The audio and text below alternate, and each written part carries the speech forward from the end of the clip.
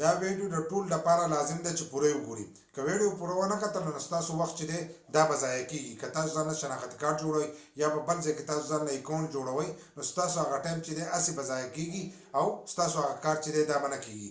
د دې نه مخکې ما یو ویډیو کړې وه د نادرا یو نوی سروس چې شروع شوی دی اجازت اپ کې.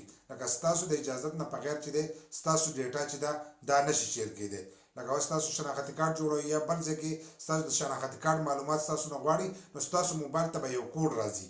کوډ به راځي نو د هغې په تور باندې چې دی ستاسو ډیټا ته به هغه وررسي او ستاسو هغه اکاونټ چې دی دا به رغېږي. ستاسو شناختي کارت چې دی دا به رغېږي. که ستاسو سره موبایل نه وي نو ستاسو شناختي کارت چې دی دا به نه رغېږي. نو په دې کې خپل نمبر به تاسو څنګه ویریفای کوئ دا ما په هغې ویډیو کې ویلي دي. لکه د نادرا سره تاسو خپل نمبر څنګه ویریفای کوئ چې هغې ته به هغه کوډ راځي. نو هغې باندې چې دا ویډیو زموږ موجود ده په یوټیوب چینل کې هم او په فیسبوک پیج کې هم. نو هغه ویډیو چې تاسو هم کتلی شئ. خو وخت به ستاسو څنګه ضایع کېږي چې کله تاسو د ځان سره موبایل وې نه وړو. لکه تاسو اوس شناختي کارت جوړوئ یا یو ځای کې اکاونټ جوړوئ په هغې کې ستاسو د شناختي کارت کومه ډیټا چې د هغه پکار وي او تاسو د ځان سره موبایل وې نه وړو او هلته کې هغې ته او ټي پي کوډ ځي او او ټي پي کوډ تاسو ونه وي نو ستاسو شناختي کارت چې دی دا به هم نه رغېږي یا به بل ځای کې ستاسو اکاونټ رغېږي نو هغه اکاونټ چې دی دا به هم نه رغېږي. نو د هغې لپاره چې دی موبایل به د ځان سره لازم وړئ. بل لا چې کوم ستاسو د نادرا سره نمبر ویریفای هغه نمبر چې دی هغه نمبر به د ځان سره لازم وړئ.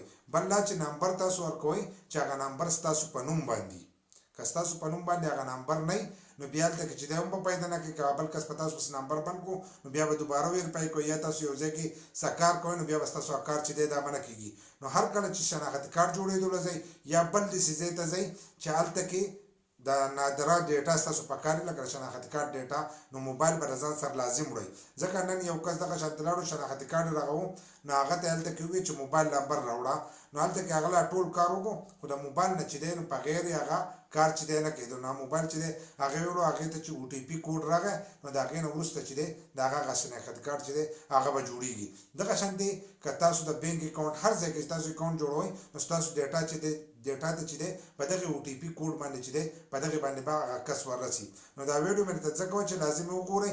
که سبا ورځې بیا تاسو لاړ شئ داسې دفتر ته نو وخت په یوه ضایع شي او ستاسو هغه کار چې دی دا به ونه شي. بل لا چې دا ویډیو معلوماتي ده نو مخکې شیر کړئ چې نورو کسانو ته هم ورسي ځکه چې د نورو کسانو هم داسې وخت چې دی هغه ضایع نه شي.